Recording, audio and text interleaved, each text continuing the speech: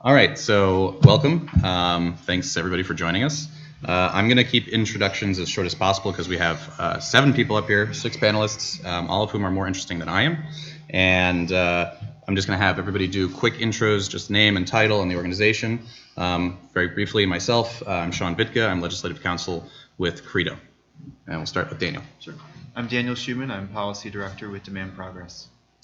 I'm Nima Guliani. I'm the Legislative Counsel with the American Civil Liberties Union. I'm Marcy Wheeler. I write as Empty Wheel. I'm Joshua Throw, Legislative Affairs Manager at FreedomWorks. I'm Pat Eddington, Policy Analyst in Civil Liberties, Homeland Security at the Cato Institute. My name is Yolanda Rondon. I'm a staff attorney with the American Arab Anti-Discrimination Committee. Thank you. So briefly, the overall view here, my 40,000 foot view in terms of the goal is to expose everybody who's watching this to the conversations that happen behind the scenes from within the reform sphere. So everybody here would probably identify as a reformer, thinks that there needs to be changes to the surveillance regime that we live with. I've invited everybody to chime in when other people speak, shy of interrupting each other. And I'm just going to jump right into the questions, and hopefully we'll have time for Q&A on the other side. Most of these questions will not be for everybody to answer, but I'm hoping everybody will have an opportunity to chime in as it becomes relevant to whatever they might want to say. So first, let's start with Yolanda. I kind of want everybody just to say quickly, but in as concrete terms as possible, and it's very difficult to do this, so give everybody slack. What does successful reform look like to you? And to maybe put it in more of or an easier question, what do you want America to look like in terms of surveillance in 5 years? Well, we want it to be perfect, I guess, but as an attorney and speaking in, that's my background and experience, we want to make sure that the fundamental fair trial rights are upheld, even in the FISA courts. So we have to make sure that there's actual substantive redressability, not only through the FISA courts, but through the circuit courts, when surveillance is conducted on persons without probable cause, without suspicion.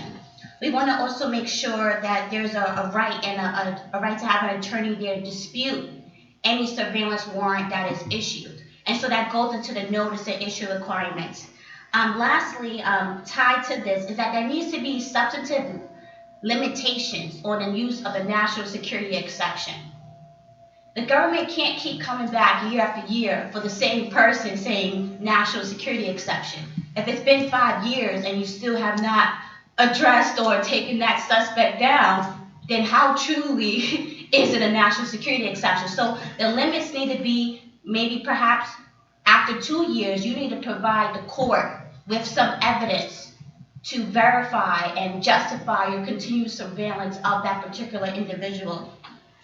Lastly, of course, working for Arab Americans and representing mainly Muslim Americans in this country, we have to make sure that there are actually sufficient protocols in place to prevent information sharing and data collection with countries who do not uphold our human rights, our human rights principles with sharing and using that in a wrongful manner to either intimidate their families back home in Arab nations, or using it as a mechanism to say, hey, if you don't do this, we're going to pursue criminal charges. We're going to mess up your immigration papers. So I think we need to make sure there are actual substantive human rights and protections there, and giving actual more power to the current amici curiae before the FISA courts. Their primary responsibility is not to protect civil rights and liberties. It's to provide advice that who knows they really can consider. So you described the need for an adversarial process to some extent for surveillance. Is there any conceptualization of the FISA court that would satisfy you? Probably not. But I think that I feel that the FISA court doesn't have sufficient power to have an objective reasoning of evidence brought before them. They are approving at least 95% of warrants and surveillance requests put forth by the government. So I think that there needs to be, they're appointed, and it isn't necessary for appointment, but it needs to be some type of rollover with the judges when there are concerns that come about that they're not adequately considering all the evidence brought before them. Thank you. Pat? So we live in an age in which we have laws on the books with respect to surveillance that should never have existed in the first place. What do I mean by that? The entire rationale for pushing through the Patriot Act and then subsequently the FISA Amendments Act after that was that, and this is what folks like Bob Litt and Michael Hayden and just the whole litany of them have basically snowed the American people on this idea that they just didn't have enough information to stop the bad guys. So we have two national inquiries into this that refuted that. The first was the Congressional Joint Inquiry in 2002, and the second one, of course, was the 9/11 Commission. So the entire premise of these laws, the Patriot Act, the FISA Amendments Act, so on and so forth, is built on a lie. And I use that word advisedly because that's really what it is. They never needed these authorities. They don't need them today. So to answer Sean's question directly, in my ideal world, 5 years from now, these laws are literally historical artifacts. In my ideal world, 5 years from now, we have had a second church committee that has examined the full scope of all of these activities. And in my ideal world, 5 years from now, we have every single American who's connected online using encryption and other secure methods to secure their communications against malicious hackers as well as against the U.S. government. So, I guess in my ideal world, it looks a lot like Pat's. And our primary objection to the way that surveillance is handled in the U.S. today is effectively a principled and constitutional one. Is that there is a process. There are certain requirements for due process that are required under our system of law, and we'd like to see that those are followed. So even ideally in 5 years, you'd like to see a system where Americans can feel assured that unless they are subject of an actual specific investigation, legal, criminal, that there will be specific warrants issued before their information is allowed to be collected, retained, and used by agencies of the United States government for the purposes of tracking, prosecuting them. And then to that point, there needs to be more transparency, and that means that when there are discussions being had about what the authorities of the government are in terms of how broad their surveillance is, how much of the data is being retained, and for what purposes they can be used, some of that decision needs to be held in forums where the American people have an idea of what is going on in the first place. And that means, at the very least, reform of the processes around the FISA court, and how broadly those could be, well, that's a bigger discussion. Marcy? Get rid of the FISA court. There's no reason for the FISA. I mean, every single courthouse in this country now has a SCIF and now has security officers. So the reasons why the FISA court was instituted in the first place no longer exist on that level, and it now serves just as an invitation to authorize these programmatic collection programs that shouldn't be necessary. I mean, the FBI collects plenty of data going to magistrates all around the country and hoards it. There's no reason why NSA couldn't do the same. But I would also say that the government's hoarding too much data. I mean, the government should be able to get the information it needs to keep us safe, but it should not be able to hoard it. And that's happening all over the government. And that, again, I think is an invitation for abuse.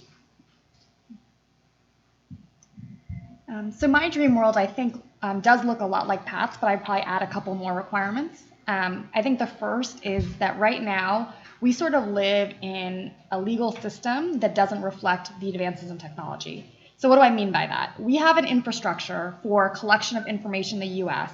that is entirely different from the infrastructure we have for collection of information outside the U.S. But the reality is that when I send an email, it probably gets routed outside the U.S. Or when I use certain types of data services, that data may be stored outside the US. And so I think we need to really address this fundamental disconnect between our laws and the way technology is actually working right now. The second thing I think that we need to address is really increasing the ability of courts to address and judge on these questions. I mean, the ACLU brought litigation about surveillance years ago, and they were often thrown out because either state secrets or they didn't have standing. And that's really a failure of the judicial system. We shouldn't have to wait for an Edward Snowden or, kind of these dramatic disclosures to really prompt some examination of programs that raise legitimate privacy and civil liberties concerns. And then the third is, and Marcy sort of touched on this, is, we have the Fourth Amendment and we have in place a warrant requirement. And I think that what hasn't been fully fleshed out, or what justification doesn't exist, is why that warrant process can also apply to the national security context. We've sort of put national security on a pedestal that says, okay, well, we need a special set of rules, and those rules need to be a lot weaker for national security. And I think that it's time to really test that theory and really go back to having a warrant process that existed for so long and was sufficient for keeping our country safe. Thank you. So, I would say just conceptually, it's simple for me, which is a restoration of the balance of power between the branches. There are issues that will continue to come up, whether it's different provisions of current law, whether authorities that the executive branch discovers under 12333 or elsewhere. But our ability to find out what's going on and to push back on them is ultimately what will provide us the ability to address these problems. So when you look at separation of powers, in the panelists have touched on this. So on the court side, right, the fist doesn't make any sense anymore. Certainly beyond its original created purpose, it's going way beyond the warrant requirement. So in the context of the FISC, in the context of the ability people bring suits, in the context of the Congress, it's a restructuring of Congress so that it's actually able to engage in oversight of what the executive branch is doing, to find out what's going on, to actually be effective in regulating these kinds of activities. In the context of the executive branch, it's things along the lines of you can't have secret legal opinions by the Office of Legal Counsel that obviates the actions of Congress, and a number of other activities as well. You can't go and assert inherent powers within the executive branch to engage in behaviors without having any type of recourse on it. So, for me, a lot of this collapses down to making sure that you have checks and balances within the legislative, executive, and judicial branch that works as a way of helping to address and expose the problems that we continue to see popping up again and again. Thank you. And so, for context, the reason I wanted to start there is because from within this sphere, from within this reform sphere, these are all different perspectives, right? Some of these line up more than others. I'm sure that it wouldn't take us long to find somebody who did not want to get rid of the FISA court, for instance, or thought that was a hard thing to do or too hard to pursue. That informs how all of our groups and how we as individuals end up interacting and trying to change the system. And so the rest of these questions don't necessarily have a right answer. I think they're hard questions, or I'd like to think they're hard questions, and they're up for discussion. So I'm just going to invite people to chime in as they see fit. We have some idea about how to change policy, and it usually looks like some kind of math of send phone calls, emails, letters to Congress, send lobbyists to Congress, make a bunch of public statements, make enemies out of certain people, make heroes out of others. There's some kind of that plus X plus Y equals reform. But if we are not looking at the same kind of reform, then we end up with in different places. And so to the group, and I guess I might open up, actually, I might ask Nima and Josh to speak first. Do we need unison when we have a reform item, or do we need a flank? And so I'll either of you. I think certainly I think what was demonstrated in this last multi-year battle that happened over the reauthorization of Section 215 is, from my perspective, I think it was very useful and perhaps even essential to achieving whatever you consider the USA Freedom Act to have been. My organization did not end up supporting the bill, but in order to receive any sort of reform at all, and at least to not achieve a worsening of the current status quo, I think it was very helpful to have a flank out there, and that was the position that we took. And I think that if you don't have some groups out there kind of planting the flag for what a perhaps even unrealistically ideal level of reform would look like, it becomes too easy for folks on the other side of the issue, the intelligence community and others, to kind of dominate the debate and pull it more in their direction. You've got to have, finding the center of any debate is a matter of a tug of war, and there has to be people at the far ends of either side of the rope doing the tugging. Yeah, so I think it's really context specific, and it depends on the dynamics in Congress. But I think that what's important is, whether the groups are working in unison or whether there's a flank, that they actually be working in concert. It's like, what do I mean by that? So, for example, if there's a large segment of groups who want to say a bill doesn't go far enough, and they want that bill to be taken down, to fail, etc., there's got to be a plan for that inside the Beltway legislatively for how you follow up on that.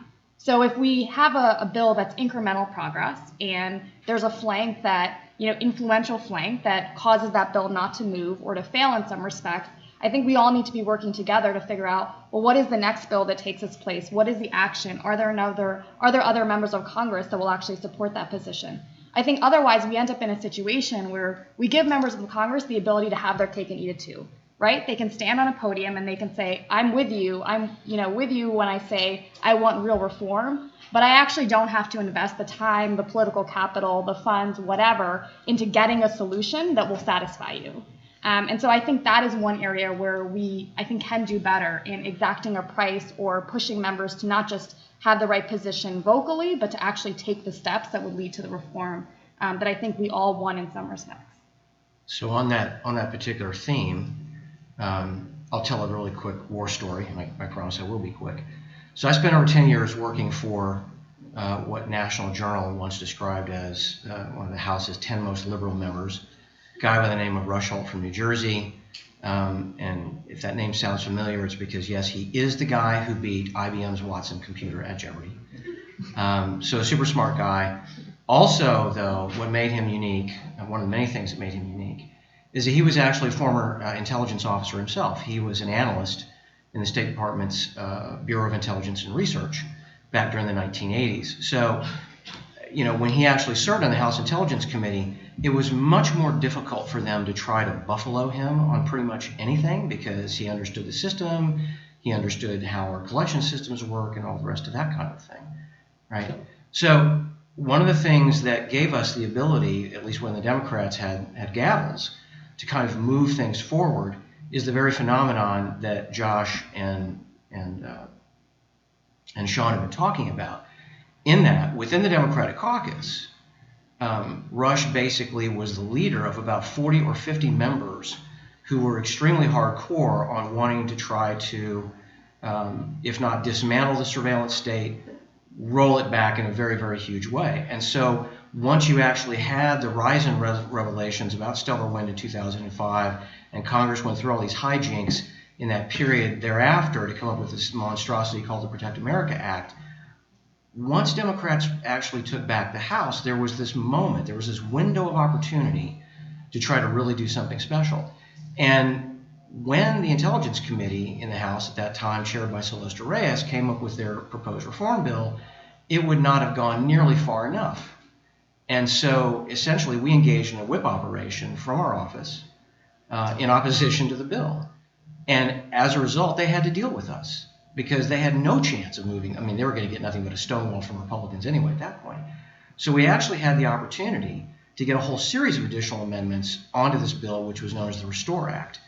And we wound up with a vastly better piece of legislation, precisely because we had the ability to kind of force the issue, because we controlled enough votes literally to bring down the bill. And by having that power, we had the ability to improve it. Now, why do I tell that story? I tell that story because right now in the United States House of Representatives, a very similar, although much more high stakes kind of game along those lines is taking place, and that's for the Speaker of the House. And the reason that this matters is that the folks in the House Freedom Caucus, and whether you agree with where they stand on a given issue or not, one of the things that they're fighting for is to try to ensure that there is a far more open process for the consideration of legislation in the House. Why do I bring that up? We did not have an open consideration of the USA Freedom Act in the United States House of Representatives. And that's why we didn't get, in my view, as good a bill. That's why the community did not get as good a bill as we could have had. And it's not like we can't get success on major reform provisions through the House when there's an open process. One of the guys most responsible for taking down John Boehner, Tom Massey of Kentucky, I guess I should say Thomas, he doesn't like Tom, Thomas Massey of Kentucky, has been successful 2 years in a row in getting extremely strong language on appropriations bills that would rein in some of the very things that we're talking about up here, right? So if we actually have a better outcome with respect to people who take a flank position, who are able to actually then use their power to move things in the right direction, you really have the chance to transform it. And I'll just finish with this. 2 of the candidates who are either running for speaker right now or thinking about it, Jason Chaffetz of Utah and Darrell Issa of California, according to a tool developed by some of our friends in the privacy and civil liberties community, a congressional scorecard, if you will, those 2 gentlemen would be vast improvements in terms of a commitment to surveillance reform than anybody else being considered right now, including the current chairman of the Ways and Means Committee, Mr. Ryan. Pat, to bring this to how Nima described the situation, is your suggestion that the flank is not robust enough right now? Or to invert that, is it possible that the more moderate portion or faction is too strong in the sense that they are able to validate a less extreme or less ambitious reform? Yeah, I mean, you could slice it either way. I think it comes down ultimately to, for me at least, a much larger question, which is, why did we only have 88 members in the House of Representatives who wanted to go for a stronger piece of legislation rather than the USA Freedom Act, right? I think if you, just for the moment, just for the sake of argument, if you set aside the procedural hijinks that were used in order to force USA Freedom Act through the House with no amendments, you set that aside for a moment. Those 88 members essentially kind of represent the vanguard, if you will, kind of the cutting edge of it. So the real question then becomes, at least in my mind, if what you want is real reform, there are 2 pathways, and that's to try to convince the other folks who thought USA Freedom Act was good enough, or the best that could be had given the circumstances, convince them to move in the right direction. Or, and this gets outside of what folks in the 501c3 and 501c4 arena can do, you look at scenarios whereby you change the composition of the House of Representatives in the United States Senate, right? I mean, that at the end of the day, and that's why we're going to hear a lot of discussion today that I personally am not going to engage in about details of legislation. I will tell you, I don't think that the details of legislation make any difference right now as long as you have a House and Senate that are not clearly pro-liberty. And I mean by a clear-cut majority being genuinely pro-liberty. And when I say pro-liberty, you can substitute pro-Bill of Rights. That's my concern. Just 2 points. One is, Dan pointed out at the beginning that we're talking about a balance of power between parts of government, and we've forgotten courts thus far in this discussion. And so I think as we talk about what we as activists do, and I mean the ACLU is the best at this, right, is challenging these things in the courts as well, but we need to be cognizant that our actions may have effects both in courts and in Congress, and ultimately in the presidency. As I've thought about this panel, we had a very similar panel in 2009 to talk about the FISA Amendments Act.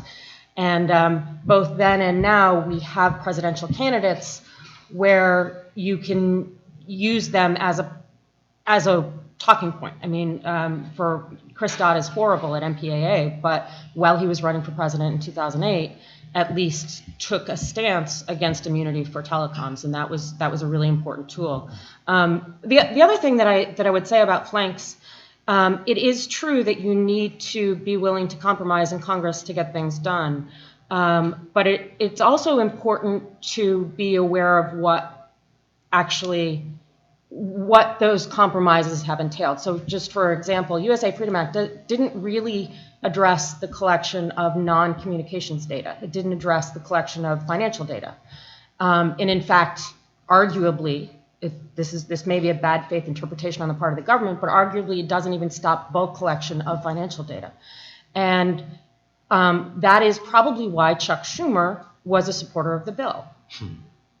And that is not readily apparent in these discussions, that we traded off letting financial companies continue to operate in secret and cooperate with the government for this bill needs to be out there on the table, because if it's not, then it's not clear where the moderates really are and what the trade-offs have been to get a bill.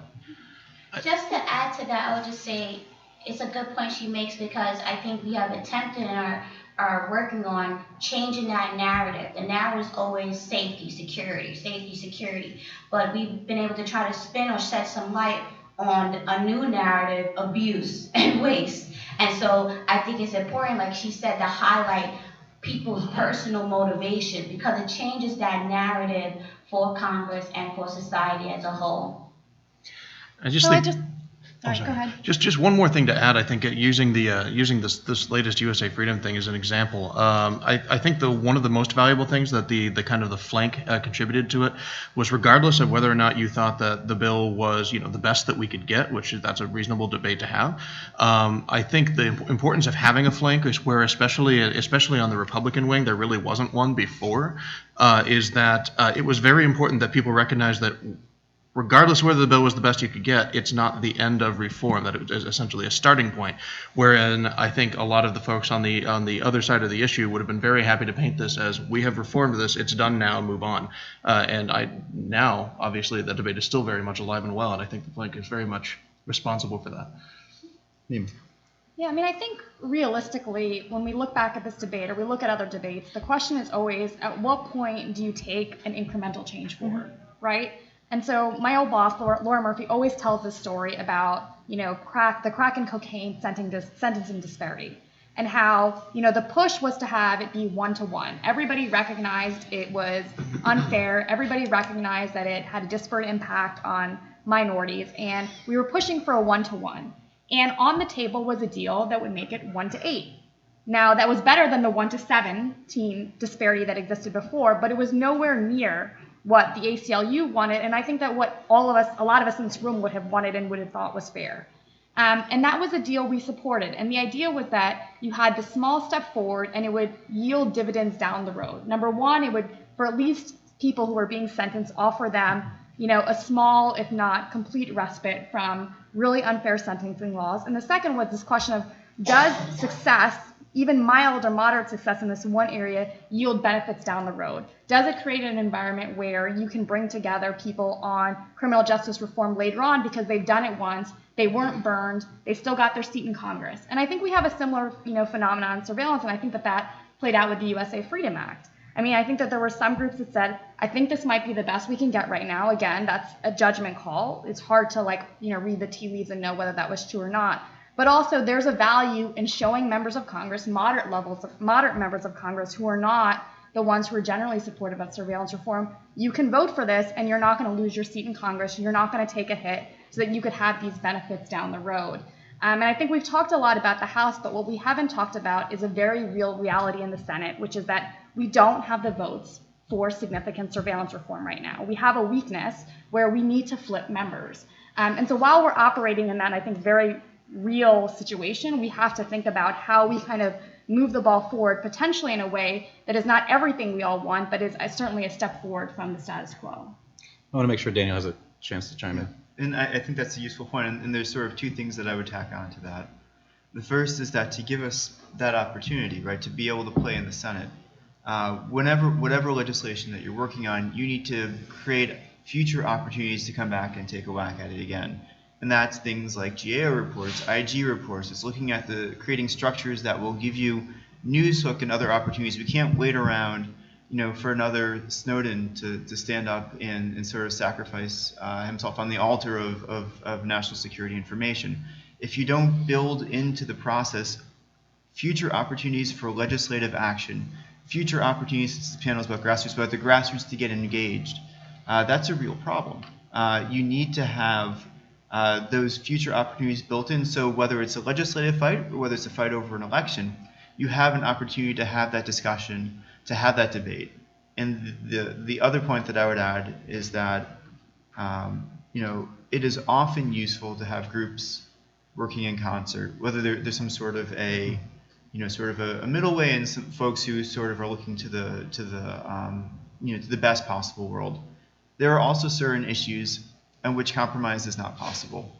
There are some things that indicate or implicate fundamental rights or certain behaviors that at whatever level are simply unacceptable.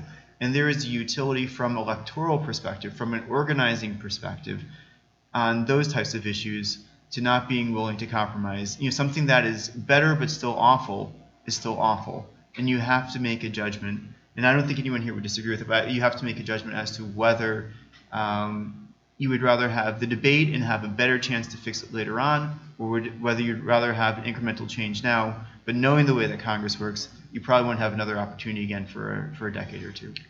Just a detail about USA Freedom Act that a lot of people may not know is that the DOJ's Inspector General had finished a 5-year in the process Inspector General report on Section 215, and FBI managed to hold it up so that it was not released to the public until after the legislation.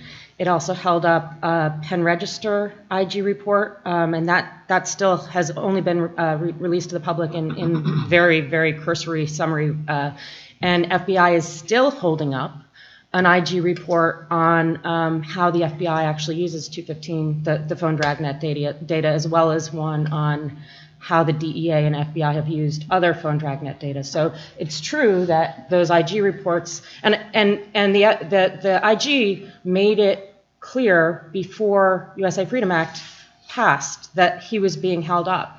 And I believe I was the only person who cared, who mentioned it. It just kind of went under the wayside. So that is a way, and I think we're already doing that on the 702 fight, but that is an area where we did poorly. We did get the IG report before actual USA Freedom Act passed in 2015, and it showed that, among other things, FBI took, from 2006, when the USA Freedom Act extension was passed, when Patriot Act extension was passed, with a mandate that there be minimization procedures to protect privacy, FBI took until 2013, after the Snowden revelations, to actually fulfill that legal requirement. And we should point out, and Marcy, correct me if I'm wrong, that no one inside DOJ or FBI has been held accountable for those violations of the law. Is that correct? Correct, yeah. I'll just point, I'm going to want to move to the next question. I'll plug Marcy's blog, Empty Wheel, just because for that level of detail, there's really not a lot of places you can go. So you should follow it if you're not. All right, so we talked a lot about compromise, and I want to double back to that. One of the more conspicuous things for people, at least within DC, is that the people who are most engaged on this, at least in the lobbying level, tend to be predominantly white and predominantly male. And that can't be good, right? It's just, you can't look at it and be like, oh, it's 4 white guys talking. Right. And I wanted to open that up for discussion. This is, like, sincerely, and it's not that impressive, like the most diverse panel that you might see at a conference like this. It is the most diverse panel, so good job. And so that's probably bad news. So I want to open that up. I don't know that I should say any more about the topic, except for I'm sorry. But in all sincerity, like I think this is something that we do need to address. I do think that it leads to a different perspective on bills. So we're talking about compromise, and I guess the real question is who's doing the compromising? Because a lot of this happens in one-to-one moments, whether or not it's staff to staff within the Hill, lobbyist or an organization to staff, or organization to organization. Determining what is an acceptable compromise doesn't just impact the people in that room. And so does anybody want to jump on that first? Yeah, I mean, I have just offered the observation that if we're going to, make a concerted effort to try to diversify what we're doing here, we have to be ultimately including a lot more folks that are out there working these issues at the local level, right? I mean, I definitely think, based on what we know now, that folks in the Black Lives Matter movement or the Stand Up Don't Shoot movement, et cetera, there's no question they've been subjected to surveillance. The Intercept reported on that earlier this year. And that's a pattern. And if you actually kind of look at the history of surveillance over the last 100 years, and by the way, within the next few months, I will be publishing something that will actually show definitively that someone or groups of human beings in this country have been under government surveillance for their political views literally every year for the last 100 years. And most of the time, it's folks who are challenging the prevailing political paradigm, right? So it's your Black Lives Matter, it's your Stand Up, Don't Shoot, it's your Keystone XL. It can be folks on the right, it can be Tea Party groups. We saw what happened with the IRS and Lois Lerner and so on. So I think we do have a lot of work to do in that area to try to diversify it. It's going to require a conscious outreach effort, I think, on everybody's part to try to make that happen. Why there are no people of color? And a daunting question. Well, I would say to add on and tie to what Pat said is that there's a fear of silencing those who speak out. And who are the people who have always been silenced? Blacks, Latinos, women in this country. And so they are rightfully fearful so, versus when a white male comes up and says the same statements, oh, okay, he's coming in to save the day. But if it's a woman of color, she doesn't know what she's talking about. She's not educated. Where does she go to school? So that fear of silencing, just like it happened for the Wilmington 10, which I didn't even learn about until I became a professional. So that's also tied to this education narrative and pedagogy. We didn't learn about this. We're not taught this about the COINTELPRO and the surveillance of our communities. And so we're kind of don't really care at that point to even get into those type of fields. But also the issue is that historically, people of color have not been they have not been outreached enough into these STEM and tech programs in which most of surveillance falls under, or people who work there have a tech background. So that's an issue and concern. But also when you think about communities of color, surveillance and people watching us, we're used to that. It's nothing new. You know, it's slavery, it's Jim Crow segregation. So it's kind of complacent, like, oh, now they're doing to all of you, okay, but, you know, so that's 1,000-foot meter. And so communities of color are more focused on the 50-foot meter, access to education, access to healthcare and employment. And so until we try to link those issues as part of the larger issue of civil rights, can we address that? Now, as Pat said, you know, I went to the Black Lives Matter Summit in New York City. We were surveilled. At the Million Man March, we were surveilled. No coverage on it. And so we have to also understand that we have to work with what historically communities have been surveilled. So now I work with Arabs and Muslim Americans who are thought of as the people who are surveilled. And so now as that community is able to work and outreach with another community of color, those are the people they need to hear from. Now, what effect does this have on lobbying and compromising and getting issues and concerns addressed? There's an insight and perspective issue that is rampant and broad in the whole civil rights perspective. You cannot, in my opinion, this is my opinion, it is hard for you to articulate issues if you never experienced them, or if you don't work directly on the ground with those people.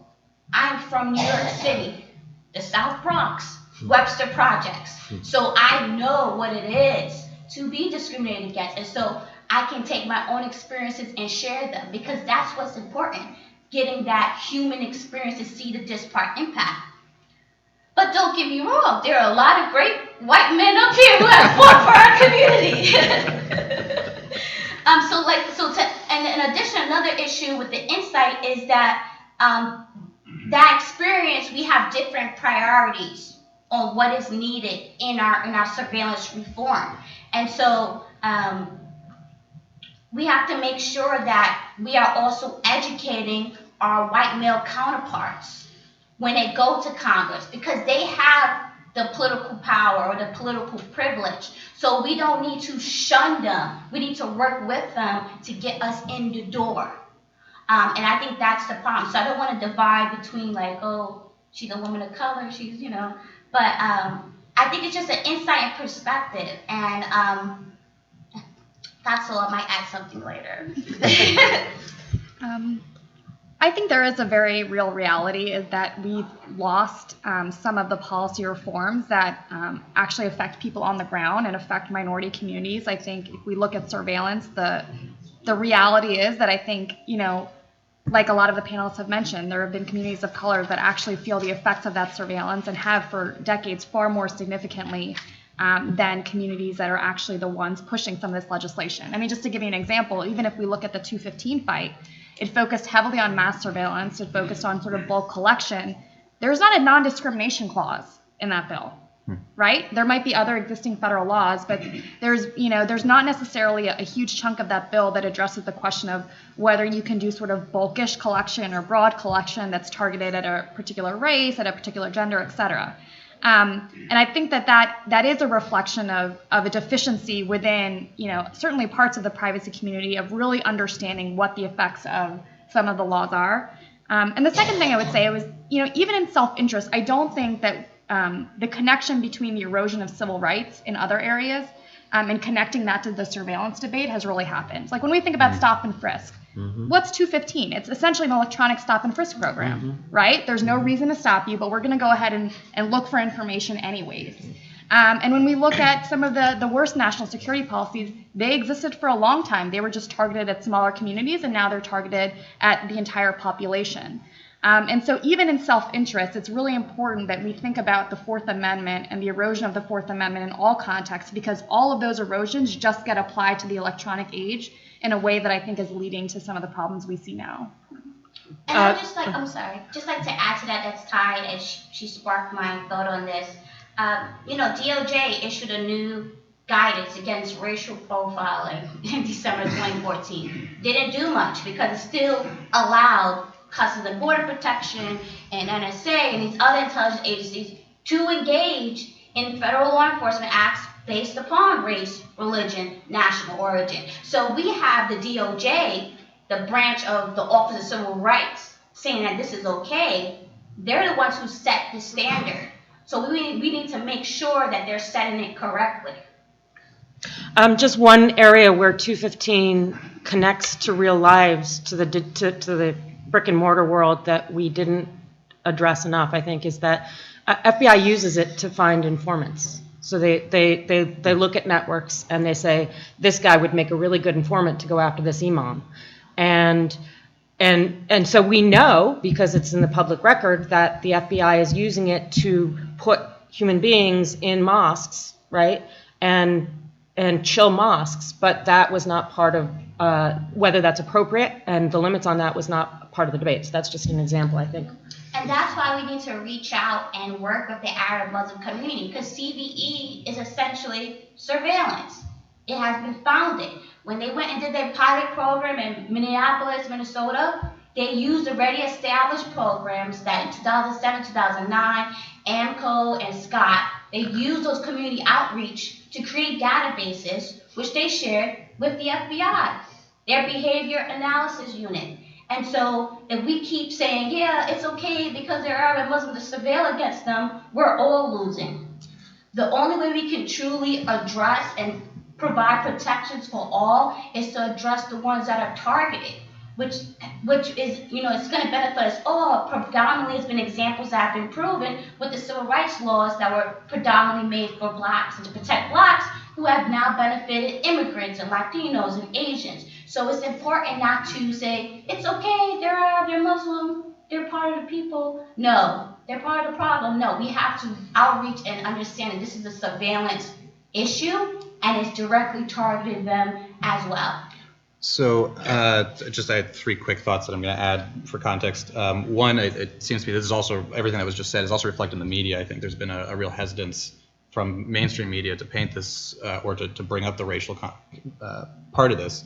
And two, the question of who does the compromise, I really don't know enough about the context of how this particular thing happened, but one of the changes that we saw in USA Freedom from 2014 to 2015 was an extension of the material support of terrorism sentence possibility. And I just have to imagine that there were a couple people in a room at some point, and they said, well, we're gonna weaken this somehow. You're gonna give us something else to get the rest of what you want. And somebody at some point must have signed off and said, yeah, we can look at this. And I think there is a really concrete element there that we'll never see from the outside, really, but it does happen. All right, and so I'm going to cabin the next question off to just a couple minutes because I want to get to the one after that as well. this is for Pat, actually. Pat wanted to poll the audience, and I think that's fair. I'm just going to let him run with it. So, just 3 quick questions, and then just some brief commentary on the basis of that. Show of hands, please. How many folks, at any point, have written their member of Congress? Show of hands, please. Okay, that's pretty good. How many folks have actually met with their member of Congress, whether it's in D.C. or back in the home district? Show of hands. Maybe a little less, but still pretty close. Okay. How many folks in this room have ever given money to a candidate or a political action committee? I'm pleasantly surprised. But also, we're a little bit skewed here in terms of our sample. Now, why am I raising these questions? Why am I going through this? I worked on the Hill for over 10 years. And what I can tell you is that the level of engagement matters. It matters enormously. Writing the member, actually visiting with the member, these are kind of, escalatory steps. But I will be candid with you. I will be brutally candid with you on this point. And there are studies out there that have basically kind of looked at this, to the extent that you can. But the plain fact of the matter is that those who give money to candidates or utilize political action committees in order to advance their agendas in this country, they do better. That's just reality. That's the world that we're living in. And I'm putting this out there really as just something for everybody to kind of think about, because within this, and when you work at a think tank like I do, you get the luxury of kind of stepping back out of it, because I don't do advocacy. I'm in the education business, I'm in the pontification business, so it gives me the luxury of kind of looking at these things in a broader context. But I think if there is one